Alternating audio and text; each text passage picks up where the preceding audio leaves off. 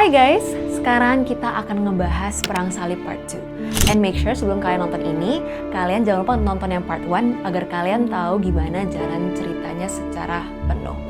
Yuk tanpa lama-lama lagi, update pengetahuan kamu di Add Now, Adsen Knowledge.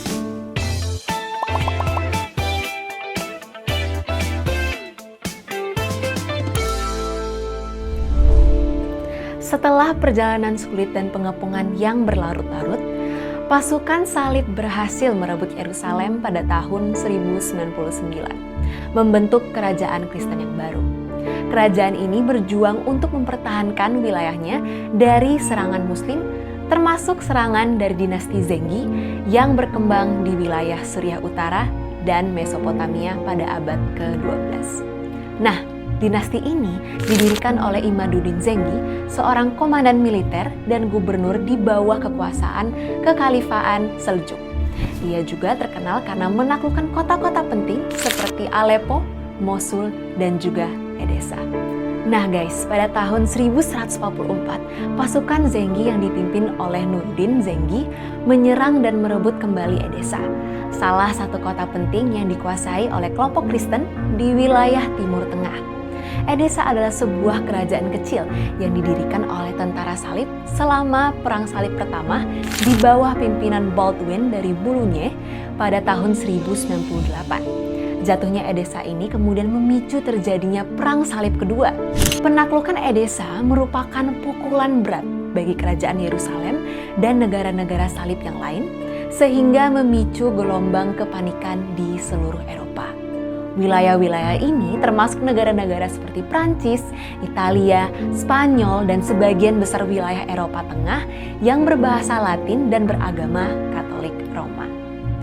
Paus Eugenius III, seorang paus gereja Katolik Roma yang menjabat dari tahun 1145 hingga 1153 dengan cepat merespon dan memanggil raja-raja serta bangsawan Eropa untuk bersatu dalam Perang Suci.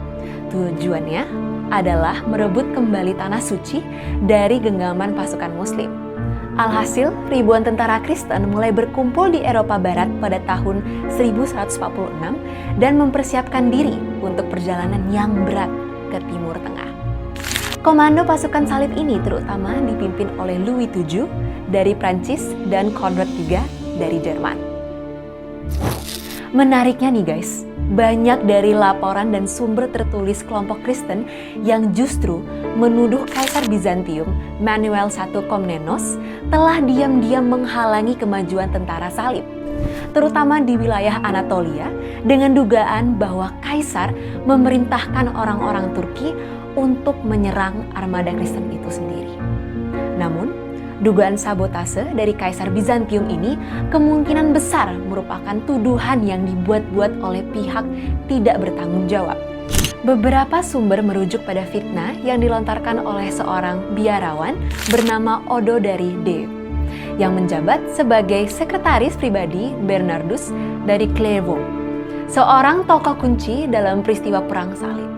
Odo yang mendampingi Bernardus dalam perjalanan ke Eropa untuk memobilisasi dukungan dalam Perang Salib Kedua, melihat Kekaisaran Bizantium sebagai penghalang. Tapi ya guys, padahal Kaisar Manuel sendiri diyakinkan tidak memiliki motivasi politik untuk melakukan tindakan semacam itu. Menurut Sobat Adsen, gimana?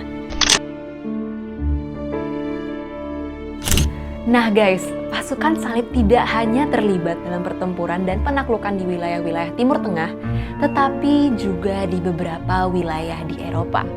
Pada tahun 1147, armada tentara salib lain yang dipimpin oleh Raja Afonso I dari Portugal dan Raja Alfonso VII dari Kastilia datang ke Lisbon.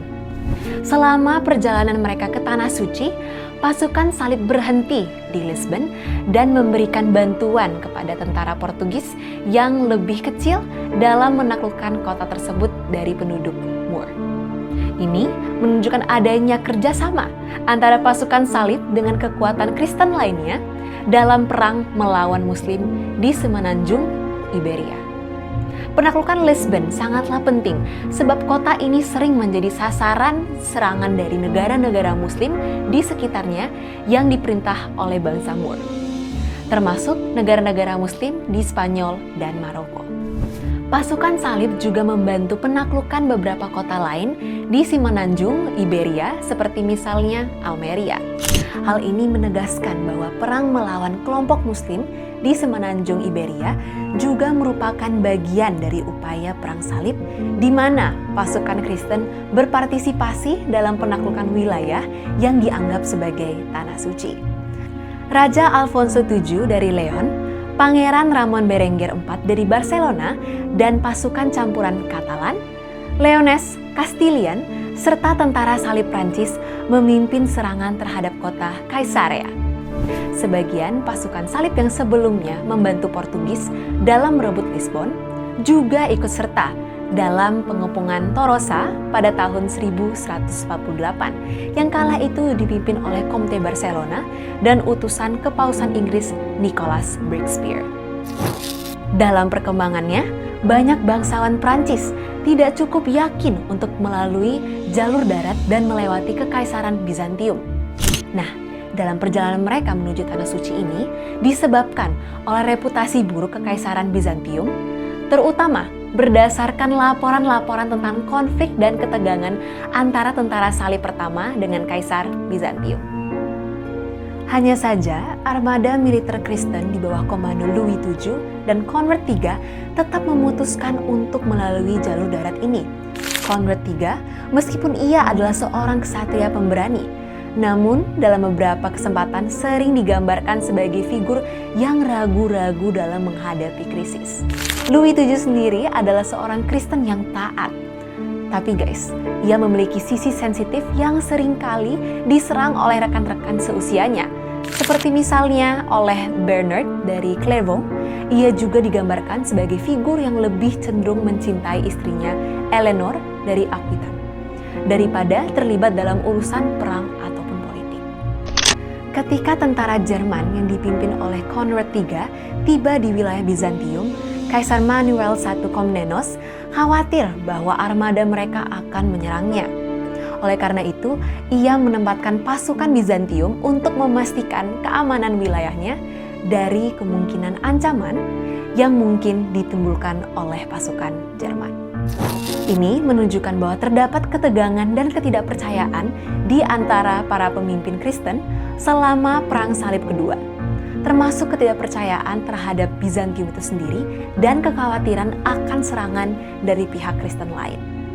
Dalam perkembangannya, memang sih sempat terjadi beberapa gesekan dan konflik lokal dengan tentara setempat di Kekaisaran Bizantium.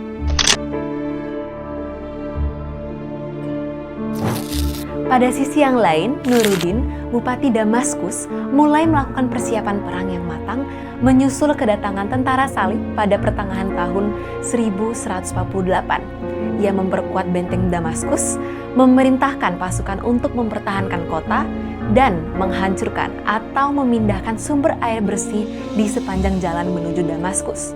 Hal ini menunjukkan bahwa Nuruddin berusaha mempersiapkan pertahanan Damaskus terhadap kemungkinan serangan tentara salib. Damaskus, sebagai negara Muslim terkuat di Suriah Selatan, menjadi target tentara salib karena potensinya untuk memperkuat posisi Kristen dalam melawan kekuatan Muslim yang kala itu kian meningkat. Sayangnya, kaum Muslim lebih dulu bersiap untuk menyerang tentara salib saat mereka bergerak maju melalui kebun di luar Damaskus. Para pembela Damaskus bahkan meminta bantuan Ghazi I dari Mosul dan Nuruddin dari Aleppo yang kemudian membantu memimpin serangan terhadap kamp tentara salib. Serangan terus-menerus dari kaum Muslim menyebabkan tentara salib mundur ke dalam kebun, di mana mereka terkena penyergapan mendadak dan serangan gerilya. Situasi ini membuat tentara salib berada dalam posisi yang sulit dan terancam oleh serangan musuh. Pada tanggal 27 Juli, tentara salib memutuskan untuk pindah ke dataran di sisi timur kota Damaskus. Meskipun benteng di sana tidak terlalu kuat, namun kawasan tersebut memiliki lebih sedikit pasokan makanan dan air. Beberapa orang mencatat bahwa Anur, pemimpin lokal, diduga telah menyuap para pemimpin tentara salib untuk pindah ke posisi yang kurang dapat dipertahankan. Anur juga berjanji akan memutuskan aliansinya dengan Nuruddin jika tentara salib pulang. Sementara tentara salib mempertimbangkan langkah selanjutnya, Nuruddin dan Ghazi telah tiba dan ini menambah tekanan dan ancaman bagi tentara salib. Dengan keadaan semakin tidak menguntungkan dan mustahil untuk kembali ke posisi terbaik mereka, penguasa tentara salib setempat memutuskan untuk menghentikan pengepungan. Para pemimpin tentara salib termasuk Conrad III menyadari bahwa tidak ada pilihan lain selain meninggalkan kota Damaskus. Pada tanggal 28 Juli, Conrad dan sisa pasukannya memutuskan untuk mundur ke Yerusalem. Situasi ini menimbulkan rasa ketidakpercayaan dan perasaan dikhianati di antara kekuatan pasukan Kristen yang terlibat. Sebenarnya nih guys, mereka itu masih mencoba untuk membuat rencana baru dengan menargetkan kota Askalon. Namun kurangnya kepercayaan di antara kekuatan Kristen serta minimnya bantuan tambahan yang datang membuat rencana tersebut akhirnya gagal. Kekalahan kaum Kristen di Perang Salib Kedua menyebabkan ketidakpercayaan yang akan bertahan selama satu generasi, hingga akhirnya menyebabkan hancurnya kerajaan Kristen di Tanah Suci. Conrad III kembali ke Konstantinopel untuk melanjutkan aliansinya dengan Kaisar Bizantium Manuel. Sementara Louis tetap tinggal di Yerusalem hingga tahun 1149. Bernard dari Clairvaux, seorang figur penting dalam gereja Katolik pada masanya, merasa malu dan kecewa atas kekalahan dalam Perang Salib Kedua. Bernard merasa bertanggung jawab untuk menyampaikan permintaan maaf atas kegagalan tersebut kepada Paus. Dalam buku pertimbangannya, atau disebut juga sebagai De Consideratione dalam bahasa Latin, Bernard menggali akar-akar masalah yang melanda kegagalan Perang Salib Kedua, baik dari segi moral, politik, maupun spiritual. Ia mengaitkan kegagalan tersebut dengan dosa-dosa dan kesalahan-kesalahan yang dilakukan oleh para prajurit Kristen, serta ketidakcocokan antara motivasi mereka dengan tujuan sejati Perang Salib. Nah, gimana guys? Seru banget kan ceritanya? Dan semoga rasa penasaran kalian udah kejawab. Jangan lupa untuk follow semua media sosial @sen.id. Sampai jumpa di tema menarik di episode berikutnya. Salam pintar!